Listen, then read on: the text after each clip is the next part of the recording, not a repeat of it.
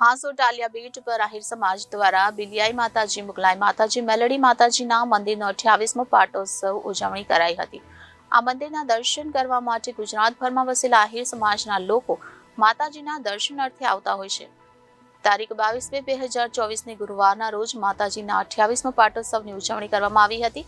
હવન, મહાપ્રસાદી અને માતાજીના જાગરણના કાર્યક્રમો યોજાયા।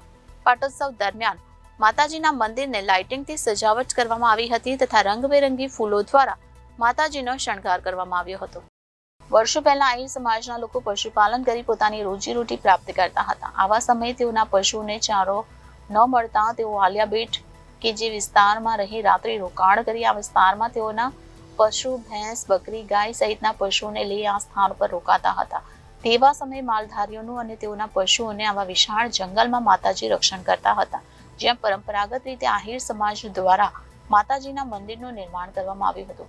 આ મંદિરને આજે 28 વર્ષ પૂર્ણ થતા તે મંદિરે આજે 28મો પાટોત્સવ યોજાયો હતો, જેમાં સવારે માતાજીનો હવન અને સાંજે 4 કલાકે શ્રીફળ હવન તથા સાંજે 5 કલાકે મહાપ્રસાદી, રાત્રે માતાજીનું જાગરણ સહિત ભજન કીર્તનના કાર્યક્રમો યોજાયા હતા, જેમાં આજે વહેલી સવારથી જ સમગ્ર જિલ્લાભરમાંથી આહિર સમાજના લોકો માતાજીના દર્શન અર્થે આવીને માતાજીના દર્શન કરી ધન્યતા અનુભવી તથા માતાજીના દર્શન કરી મહાપ્રસાદનો લાભ લીધો હતો, જેમાં સમગ્ર ભરૂચ જિલ્લામાંથી આહિર સમાજના અગ્રણીઓ ઉપસ્થિત રહી માતાજીનો પાટોત્સવમાં જોડાયા હતા।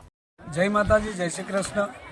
અત્યારે અમે અહીં આલિયા બેટ પર બિલિયાઈ માતાના મંદિરે ઊભા છીએ। આજે બિલિયાઈ માતાના મંદિરનો 28મો પાટોત્સવ ઉજવાઈ રહ્યો છે। જિલ્લાભરના અને ગુજરાત તમામના માલધારી સમાજના લોકો અહીંયા પધારે છે અને દર્શન કરે છે। અને ભૂતકાળની અંદર જોવા જઈએ તો માલધારી સમાજ આ બેટ પર 4 મહિના ચોમાસામાં પોતાના માલધારીને લગતા જે પશુપાલક છે, ઘેટા, બકરા, ગાયો, ભેંસો લઈને અહીંયા રહેતા હતા અને તે ટાઈમે કોઈ સુવિધા ન હોવાથી તેઓનું રક્ષણ માટે આ માતાજીને એ લોકોએ સ્થાપના કરી હતી અને માતાજી તેઓનું રક્ષણ કરતા હતા। ત્યારથી આ માતાજીનું પૂજન ચાલતું આવ્યું છે અને આ માતાજીનું મંદિર એક વગડાની અંદર બનેલું છે। અહીંયા 2 પ્રસંગ ઉજવાય છે, એક પાટોત્સવ અને આનંદ ચૌદશ, ગામ મહાસુદ ચૌદશ, શ્રાવણ સુદ ચૌદશ એટલે કે બળેવના આગલા દિવસે અહીં ઉત્સાહ થાય છે। પણ તકલીફ એ છે કે તે ઉત્સાહ વખતે રેલના પાણી આ મંદિરની ચારો તરફ ફરી વળે છે, એટલે ભક્તજનોને ખૂબ જ તકલીફ પડે છે।